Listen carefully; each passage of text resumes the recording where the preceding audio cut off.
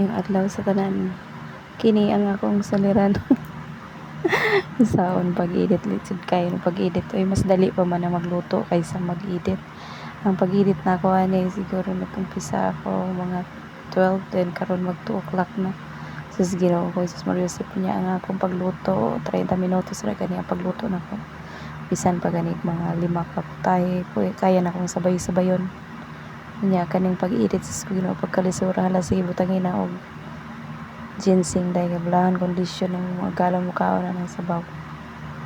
Kaya mo panilap sila sa kalami charot na sige mientras naga luto ta manghugas pud ta kay bulahan pagkahuman natong luto mo naghugas aw ditso tikangkang kani atong video nga kuan ato ra ning dalion kay bulahan dili mo laylay ng liog nito mga viewers sigulat og kanus amuman mong giluto makakaon.